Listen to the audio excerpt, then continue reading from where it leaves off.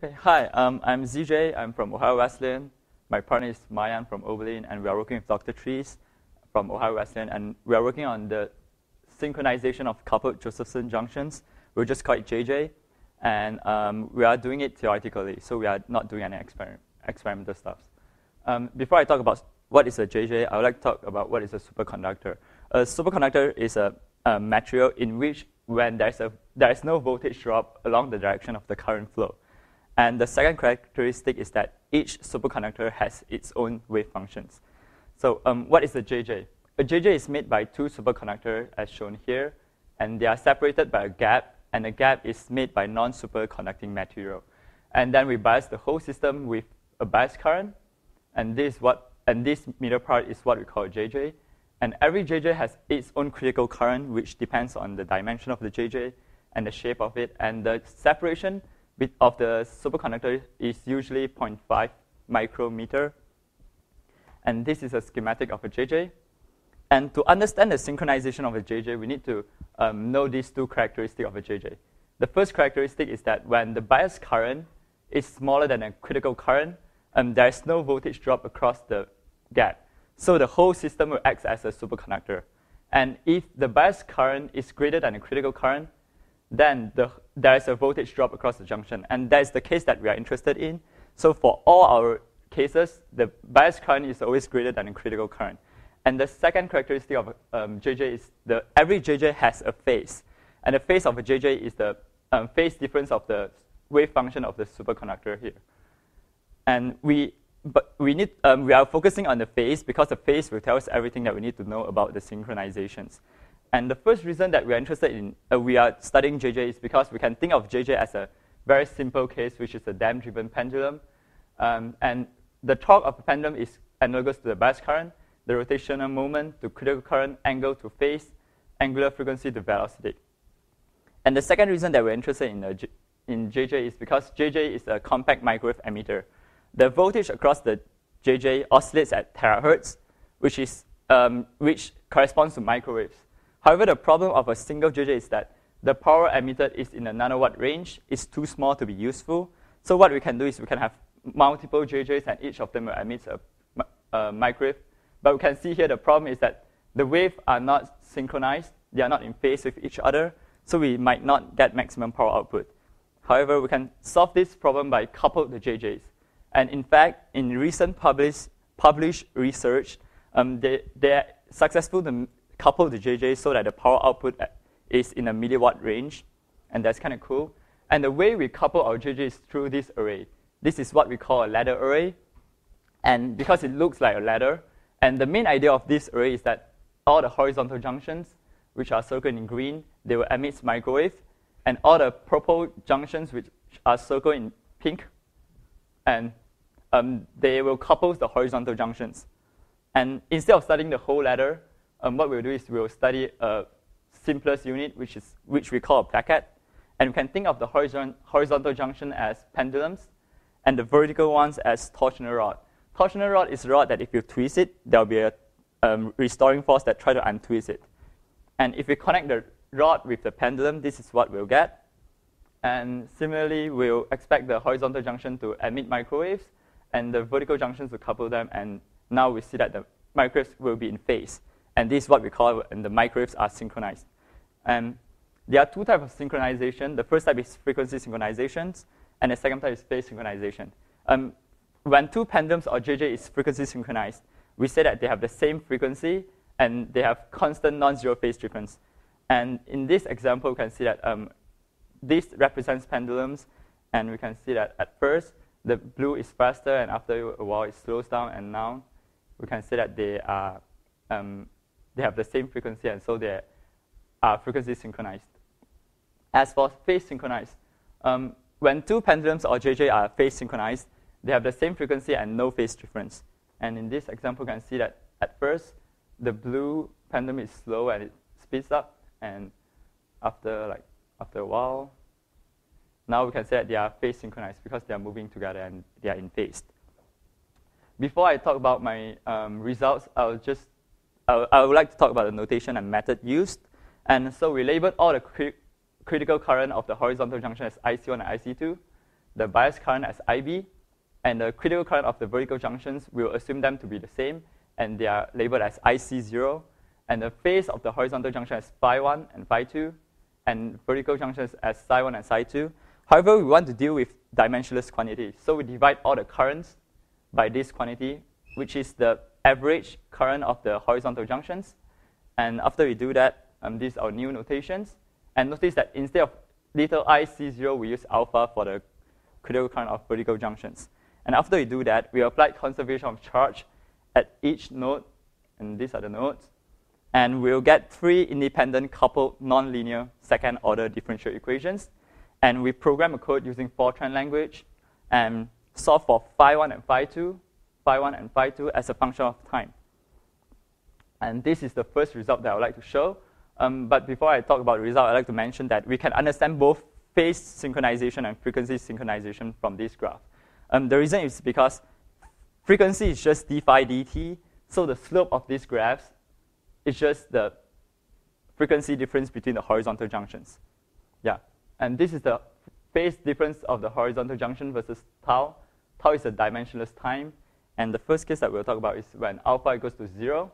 We can see that the phase difference increase without bound, and the slope is non-zero, so they are not synchronized.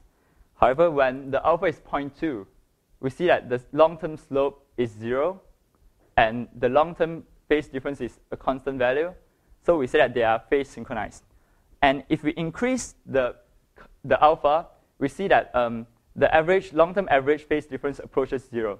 So this is the reason why we call alpha as the coupling between the horizontal junction. Because if we increase the bias current of the vertical junctions, we see that the phase difference is approaching 0. And if the phase difference is 0, we say that they are phase synchronized. So we would like to also know how alpha will affect the behavior of the phase synchronizations. So to do that, we take the time average of the long-term behavior, and we plot out versus alpha, and this is the plot. And if this arrow bracket represents average, and if the average phase difference is 0, then we say that the phase synchronization is attained.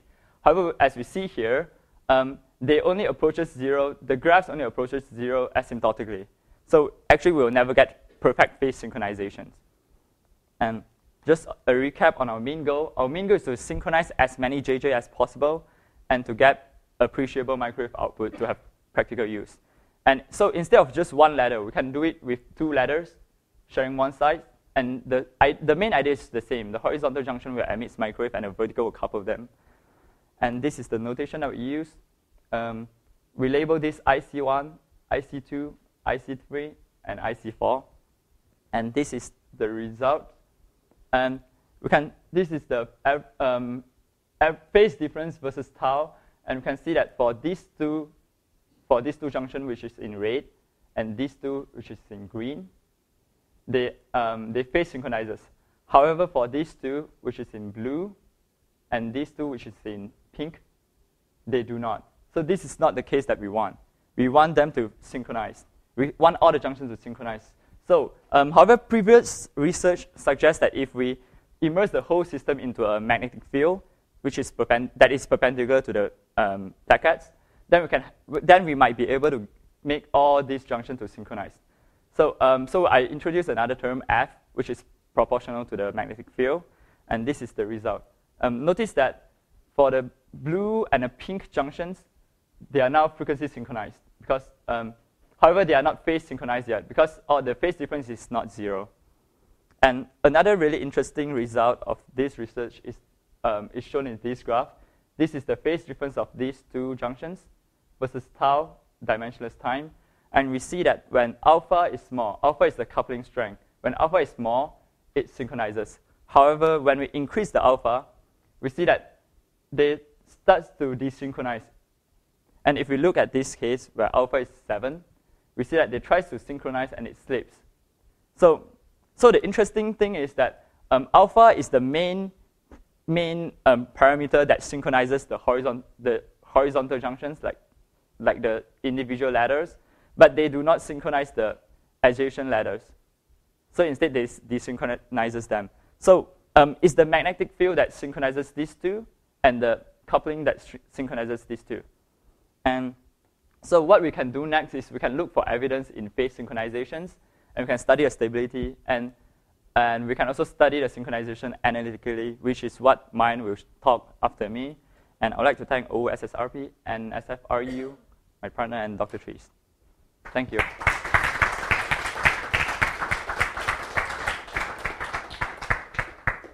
Questions for the speaker?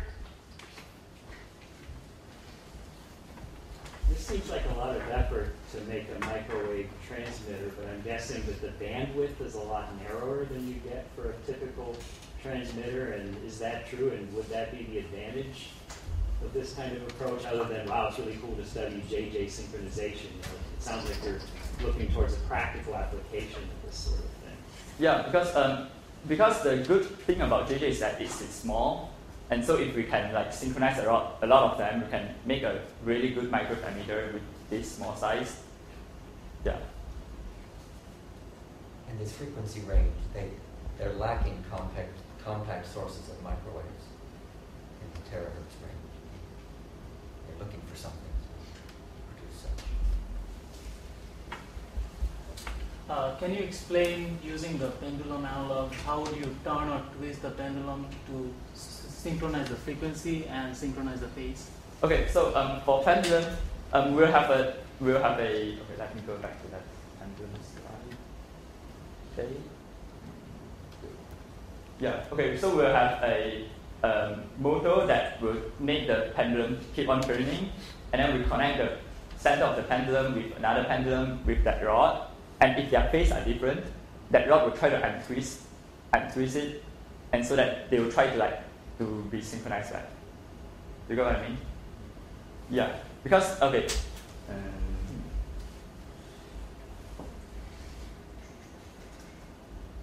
Okay, because you see that, okay, if they are in phase, then this rod here will not be twisted, so they will stay in phase. However, if they are not in phase, this rod will be twisted, and so there will be a force that tries to untwist it, and it's that force that couples them and make them to synchronize. Do you answer your questions?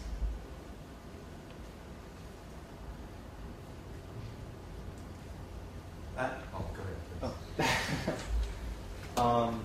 So about what he was asking, I mean, maybe using the physical analog breaks down here, but if you insert the rod at the wrong time when they're already out of phase and the rod has zero torsion, then it would not sync up.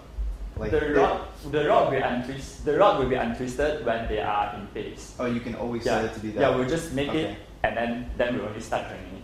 Okay, so you can always set it to be that way. Okay. Yeah. Another question is, if there's no voltage drop across the Josephson junction, where does the energy for the microwave come from? Oh, there's only microwave when there's voltage drop. Oh. Yeah. So, but I thought the JJ doesn't have voltage drop. Or no, it doesn't have any voltage drop if the bias current is smaller than the critical current. Uh-huh. But if the bias current is greater than critical current, then there's a voltage drop. Oh, okay. And that's only when there will be a microwave. So you guys oscillate the bias current above and below the critical current? No, we are always doing the cases that the bias current is greater than the critical current. Okay. Yeah. Okay. And also, I didn't pay attention, I guess, for this part, but what was the definition of alpha? Alpha is actually the critical current of the horizontal junctions, of the vertical junctions. Mm-hmm. However, we can after we do some plotting, we see that it's actually the coupling strength between the horizontal junctions. Okay. Yeah. Okay. Thank you. I guess after synchronization, Go ahead. Yeah.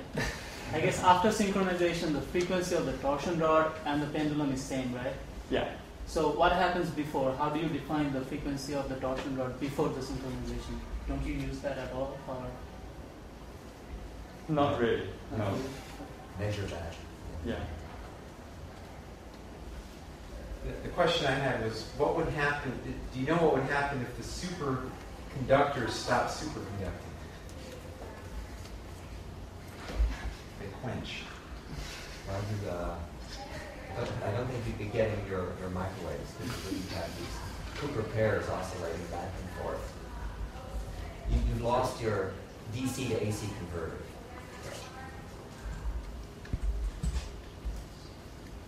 Okay, let's thank our speaker again.